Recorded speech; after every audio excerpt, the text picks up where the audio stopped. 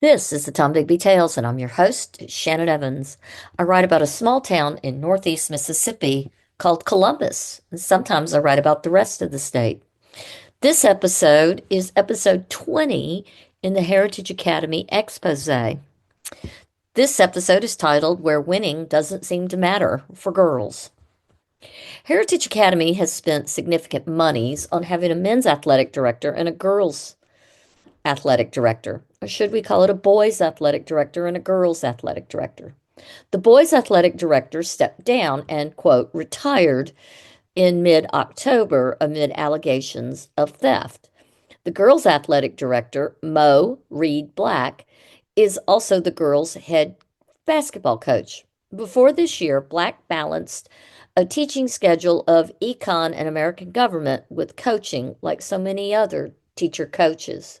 Then Heritage created the new administrative position for her to manage all the girls' sports and, as a bonus, coach girls' basketball. Moe Black graduated from MRA Prep in Jackson metro area and went to Delta State to play basketball for the Lady Statesmen from 2007 to 2011. She was a standout player and holds records there for career three-pointers, single season three-pointers, single game three-pointers, season free throw percentage, and career free throw percentage. However, being a great player does not always translate into being a winning coach. Great players often aren't great coaches because the skill set needed to excel as a player, which often relies on individual talent and instinct, differs significantly from the skills required to be a good coach, which includes leadership, strategic planning, communication, and the ability to teach others how to execute those complex plays. And essentially, where playing basketball is about doing the sport, coaching is about teaching others how to do. While a great player might have exceptional athletic ability and game sense, they may lack the necessary communication, motivation, and analytical skills to effectively coach a team.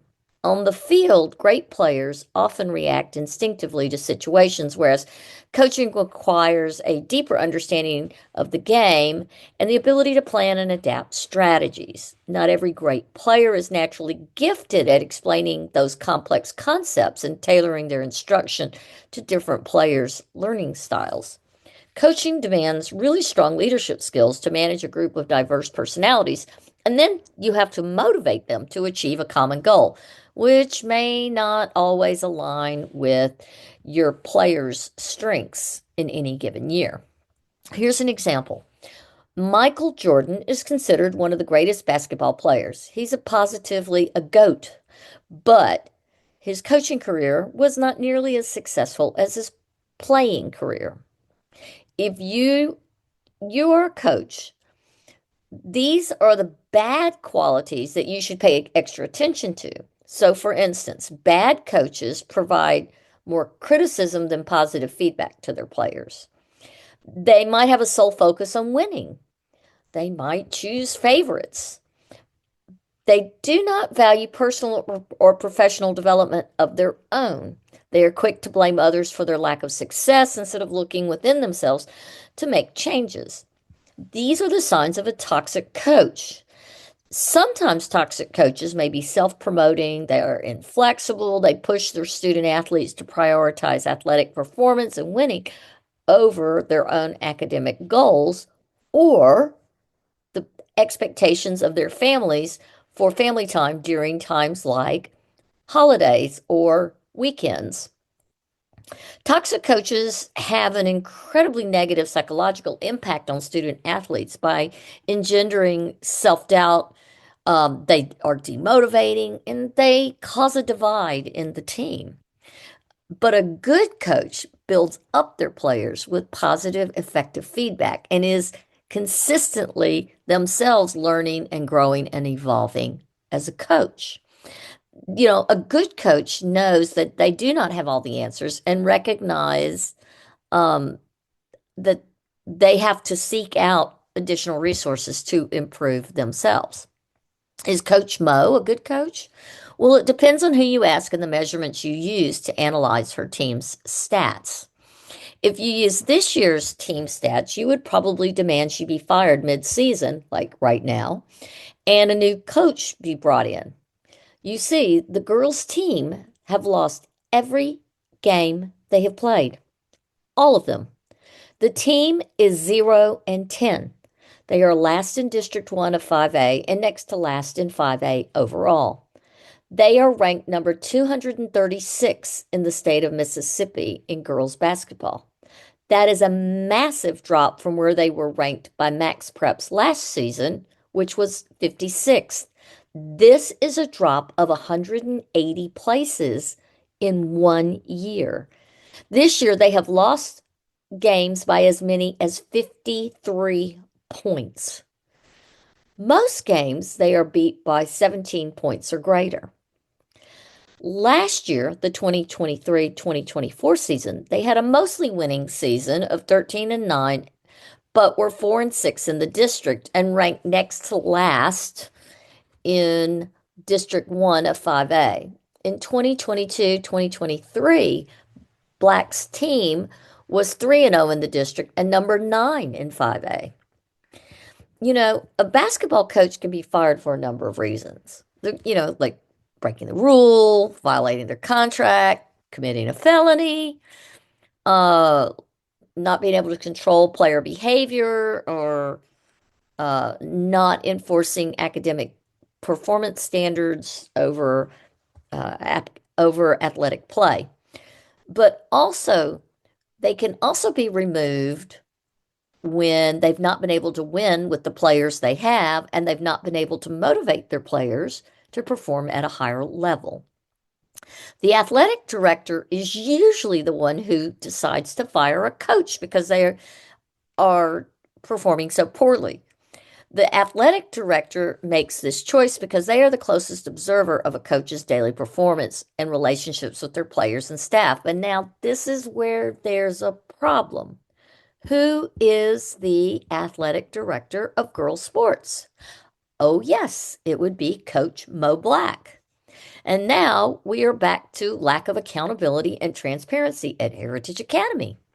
There are insufficient systems or processes in place to effectively evaluate and hold Coach Moe responsible for her performance, potentially leading to issues like poor coaching practices, lack of student development, and now a lack of transparency regarding coaching effectiveness. Usually, the athletic director provides performance oversight for all their coaching staff. But in Moe Black's case, it is the fox guarding the henhouse. Who identifies for her the areas where her coaching needs improvement?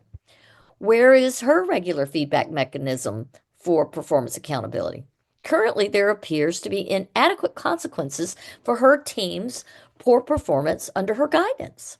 With no clear consequences for consistently subpar coaching, her entire team will see no incentive for improvement, and they will be completely demotivated if they're not already.